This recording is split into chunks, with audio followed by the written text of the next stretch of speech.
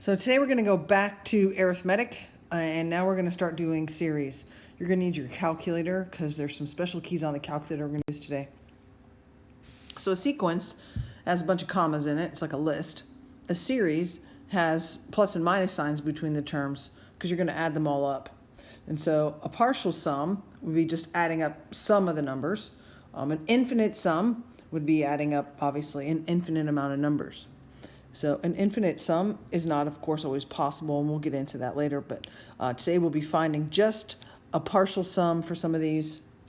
And so you can see, I'm always going to go over sort of like the elementary school method, which is what I always call it. So if you know that you're going to add up 7 terms, you could find all 7 of them and just add them up. So the sum notation will be a capital S, like you see here. So this is to find the sum of the first 7 terms of your list or your series. If you're asked for a sum, they're going to use the word series. If you're asked for a list, they're going to use the word sequence. It's kind of the same thing, so it's just semantics. So you can see here we're just adding 4, so we would have then 22 and 26 to get to term 6 and term 7, and then you would simply just add them all together. So that will always work. The problem is, of course, they will try to make the problem a little bit more complicated so that that is prevented. But here, when you're not given really enough information to sort of find it, to find the sum of the first 5 terms, let's find the first 5 terms. So you'd plug in the term number, so 1 to the third, 2 to the third is 8, 3 to the third is 27, 4 to the third is 64, and 5 to the third is 125. And so when you add those together, we get 225. For this one, of course, plugging in our term numbers, if you plug in a 1, you get 4. If you plug in 2, you get 1. 3 is a negative 2. Then we're going to, I don't know, I have a comma there. Sorry, I just said, and I meant it. The comma is for the list, and the plus and minus signs are for the series. So this is 1, 2, 3. If we plug in a 4, we get negative 12 plus 7, so that's negative 5. Plug in a 5, we get negative 8. Is there a pattern here? It looks like, rather than plugging this in and doing this every time, it just looks like we're subtracting 3. So then we're going to have 11, negative 14, and we need the 8th term, which would be negative 17. If we add all those together, we get negative 52. So that's real annoying. You might not be as annoyed as I am. That was annoying. So obviously, there's a better way to do it, just like most things. And so for sum, we use this giant Greek letter, sigma. That is the capital letter sigma, or basically S. And in math, we use it for summation. And so we start at the bottom of the sigma. So when you draw sigma, you want your top and your bottom to be flat, and then kind of the middle sort of connects it, like with a little pointy. Now sometimes if you get it going, it's a little sloppier, it might look more like that. You read it from the bottom up, so this is your first term number.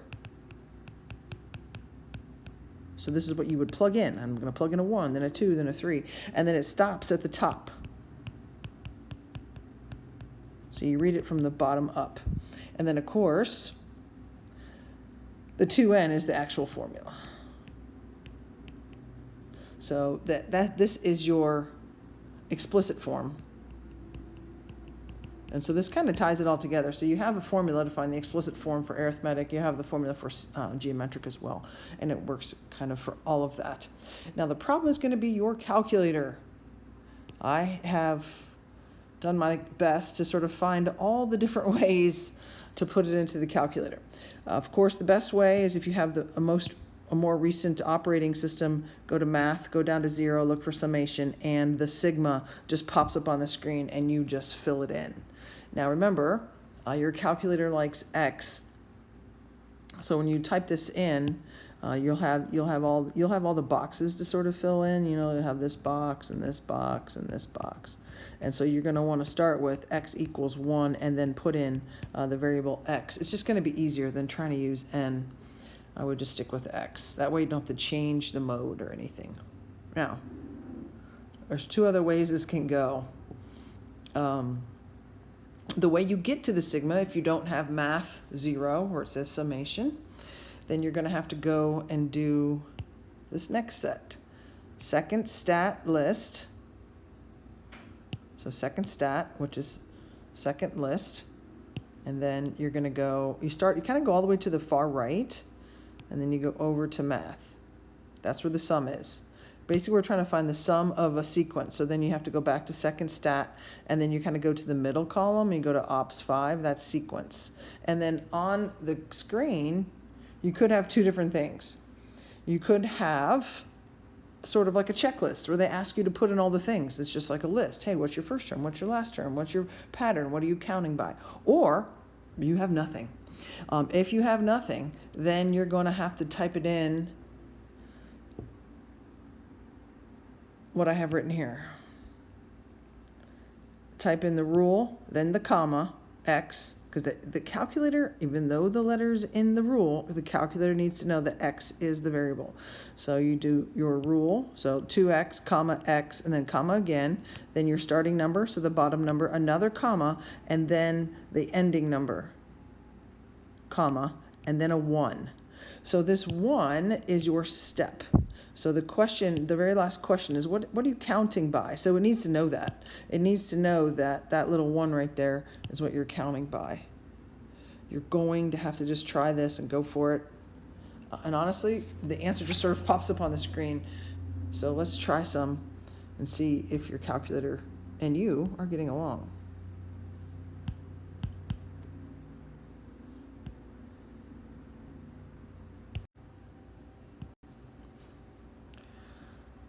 So when you type it into the computer, you don't get that nice top and bottom.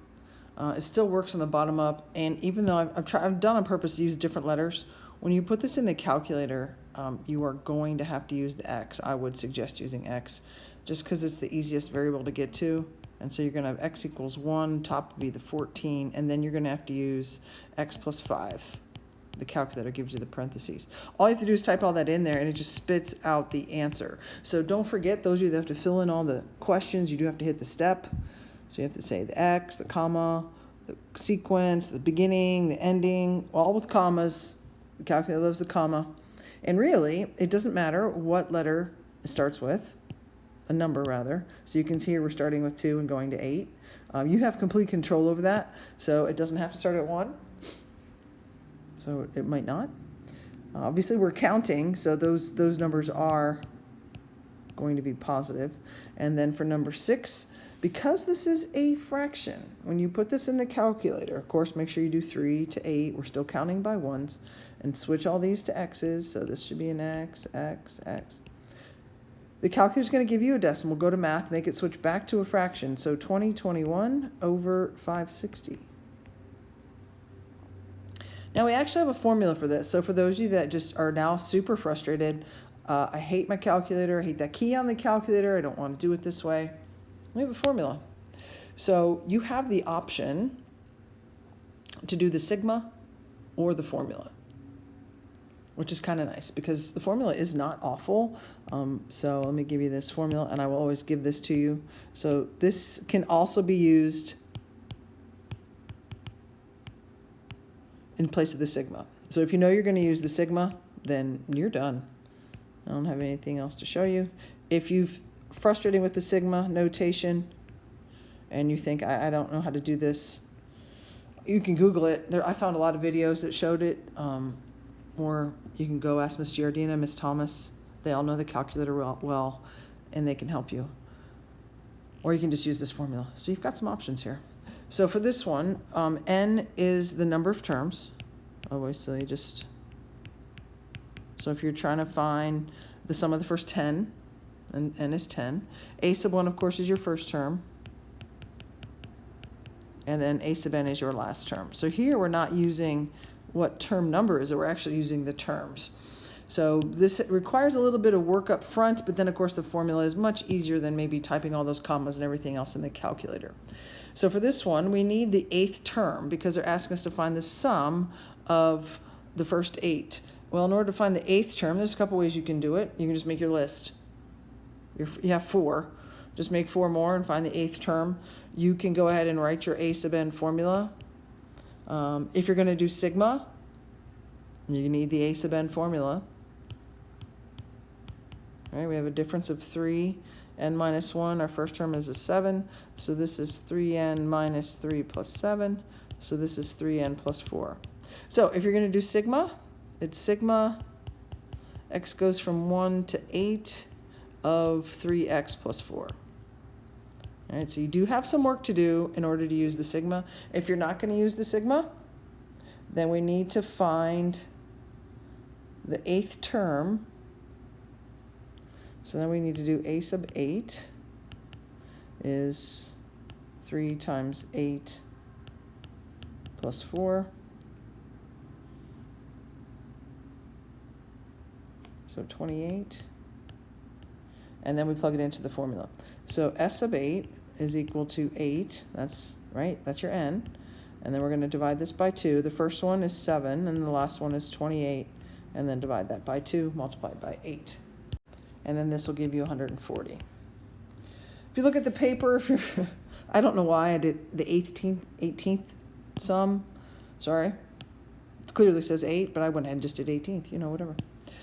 So again, if you're going to use the sigma, you have to find a sub n. So let's find that. So a sub n is equal to, looks like our difference is 2.5.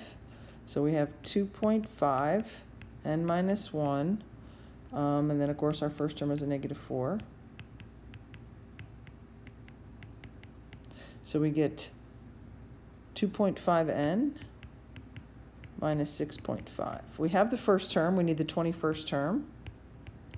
So 2.5 times 21 minus 6.5 is 46.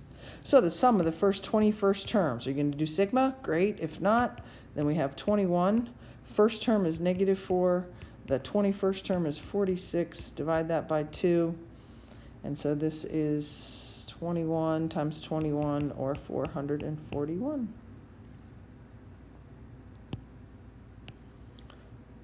So let's say, if you're going to do the sigma, you know what to do. Let's say you hate sigma and you don't want to use that sigma key on your calculator. Well, you don't have to. You can use the formula.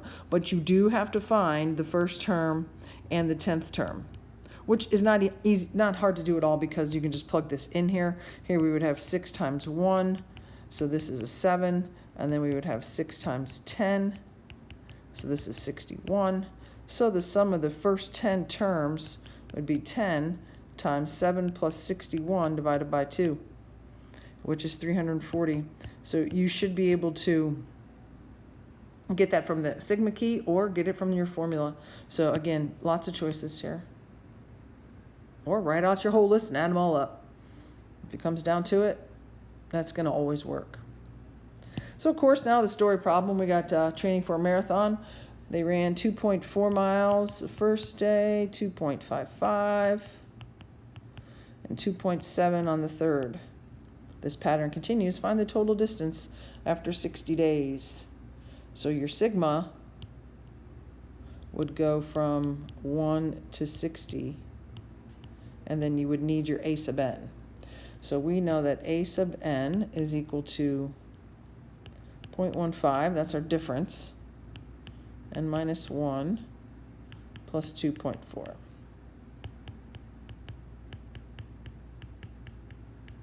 So a sub n is 0.15 n plus 2.25. Or, you don't want to do it that way, find your first term, find your 60th term. First term is 2.4. Our term number, is term 60. So this is 2.4. The 60th term is going to be 0.15 times 60 plus 2.25, so 11.25. Divide that by 2, multiply that by 60, so 409.5 miles.